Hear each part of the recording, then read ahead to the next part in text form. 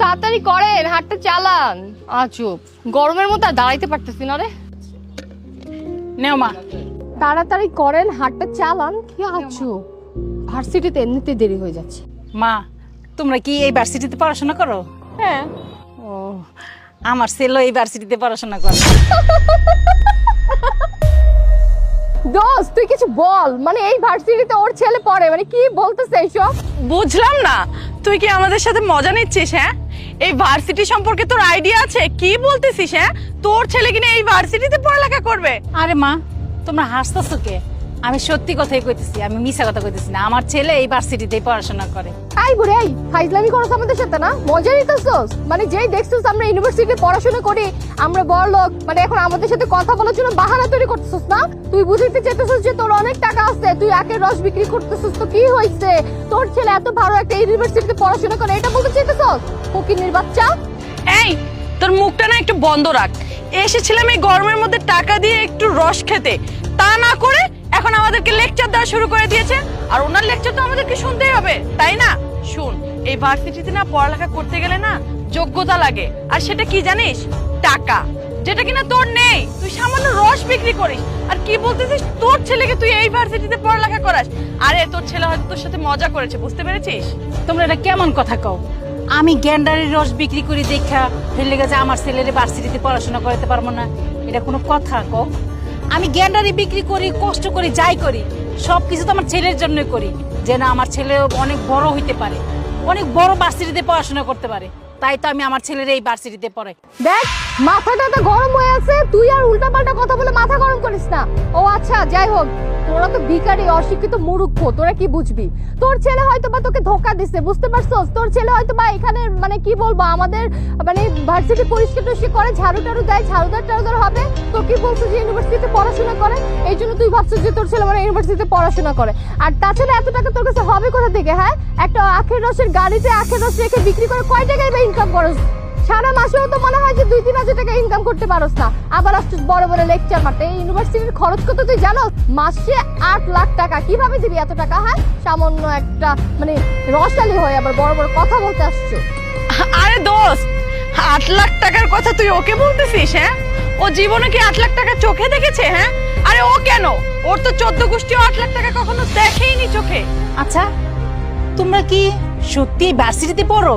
তুমগো ব্যবহার দেখা তো মনে হয় না যে তোমরা এখানে পড়াশোনা করো, কারণ তোমাকে এরকম ব্যবহার, সি, আমি একটা বয়স্ক মানুষ, তোমাদের মায়ের মতো।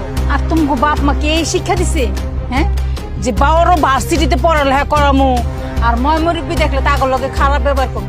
একটু ভালো শিক্ষা দেয় না, আদব কথা শিখায় না তোমার বাপ মা? এই মহিলা, তোরা তো সাহস কি করে? তুই আমার বাবা তুলে কথা বলছ? আমার বাবা আমাকে শিক্ষা দিচ্ছে কিনা জিজ্ঞাসা করছ? হ্যাঁ, আমরা ইউনিভার্সিটিতে পড়ি কিনা সেটা তুই জিজ্ঞাসা করার কে? হ্যাঁ, আমার কিন্তু মেজাজ গরম হয়ে যাচ্ছে। আঞ্জুমান, আমি কিন্তু এখন সত্যি সত্যি ওকে জুতা পিটা করবো। খালি তুই কেন? হ্যাঁ, আমারও তো মন চাচ্ছে যে জুতা খুলে ওকে ঠাস ঠাস করে গালের মধ্যে দুইটা ধরিয়ে দেই।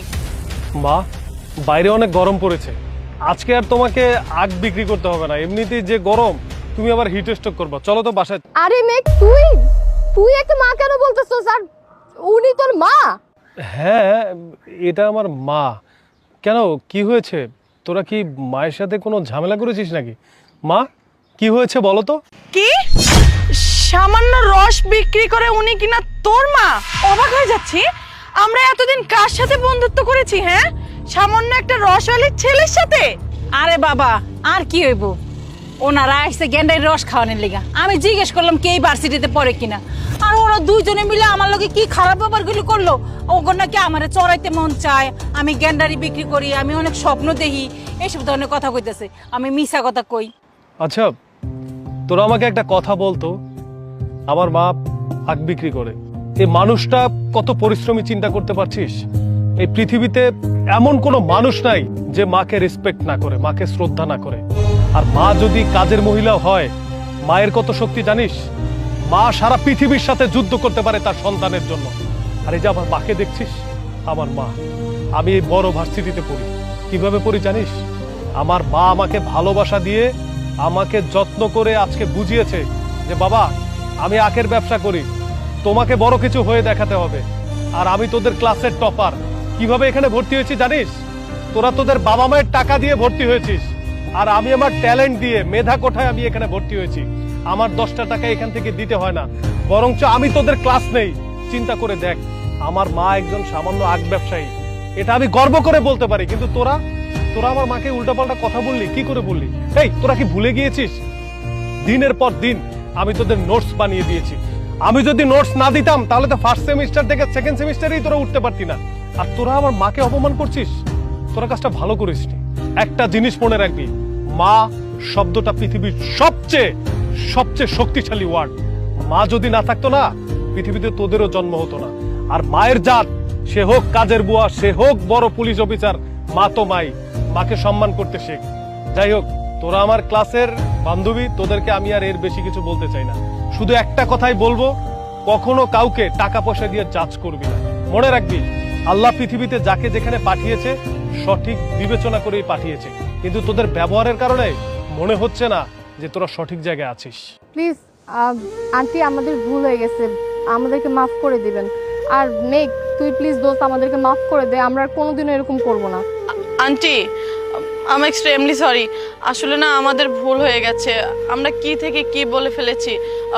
নিজের মেয়ে মনে করে আমাদেরকে ক্ষমা করে দিবেন প্লিজ। ঠিক আছে মা, তুমি ওদেরকে মাফ করে দাও, ওরা হয়তো না বুঝেই বলেছে এগুলো। তোমরা তোমাদের ভুল বুঝতে পারছো, তাতে আমি খুশি। কিন্তু একটা কথা বলি, তোমরা এই যে রাস্তাঘাটে বয়স্ক মানুষ দেখলে এই যে এরকম ব্যবহার করো, এগুলি করো না। আরে আমরা গরিব মানুষ, গরিব হয়েছে তাতে কি হয়েছে?